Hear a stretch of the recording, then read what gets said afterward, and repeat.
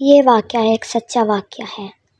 بہت سارے لوگ ان قصے کہانیوں کو صرف من گھڑت تصور کرتے ہیں، لیکن جب کبھی اس طرح کے واقعات سننے کو ملتے ہیں تو انسان سوچنے پر مجبور ہو جاتا ہے کہ اس دنیا میں کوئی مخلوق انسانوں کے علاوہ بھی ہے۔ میرا نام بلال ہے اور یہ ہمارے رشتہ داروں کا ایک واقعہ ہے۔ کچھ سال پہلے ہمارے عزیزوں میں ایک صاحب تھے جن کے ساتھ یہ واقعہ پیش آیا، جس نے پورے خاندان کو پریشان کر کے رکھ دیا۔ ہوا کچھ یوں کہ رمیز صاحب کے ایک رشتہ دار کے گھر جانا ہوا۔ وہاں دیکھتے ہیں کہ ایک نوجوان جس کی عمر یہی کوئی 28 سے 30 سال کے درمیان ہوگی، عجیب و غریب حرکتیں کر رہا ہے۔ کبھی ہنسنے لگ جاتا ہے تو کبھی رونے لگ جاتا ہے۔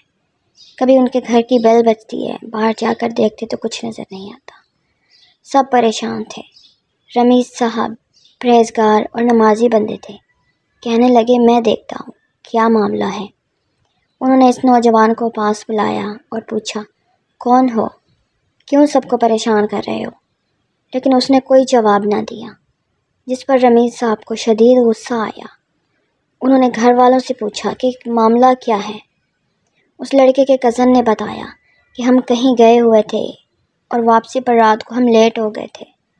راستے میں آ رہے تھے کہ اس کو حاجت پیش آئی، موٹر سائیکل روکنے کا کہا اور ایک ویران سی جگہ پر حاجت کے لیے چلا گیا۔ اس کے بعد ہی اس کی یہ حالت ہو گئی۔ راستے میں بھی عجیب و غریب حرکتیں کر رہا تھا۔ ہم سمجھے کہ مذاق کر رہا ہے، لیکن گھر آ کر تو اس کی حرکات اور زیادہ عجیب ہو گئی ہیں۔ 10 سے 12 روٹیاں کھا کر بھی اور مانگتا ہے۔ کبھی ہنسنے لگتا ہے، کبھی خود سے ہی باتیں کرتا ہے۔ سب اس کی حرکتوں سے پریشان ہیں۔ رمیز صاحب کہنے لگے، آپ لوگ دیکھیں کہ یہ جو بھی ہے، دیکھیں جاتا کہاں ہے۔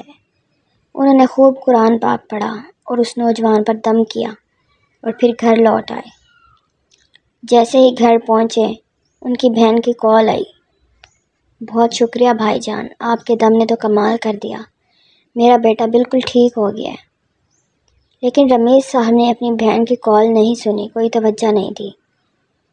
ان کے بچوں نے بتایا کہ پاپا کی بہت ہی عجیب سی حالت ہو گئی ہے۔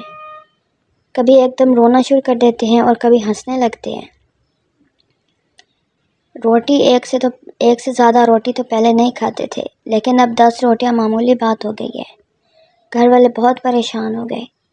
انہیں الگ کمرے میں رکھا گیا، لیکن ان کے کمرے سے ساری رات باتوں کی آوازیں آتی رہیں، برتن کھڑکنے کی آوازیں سنائی دیں۔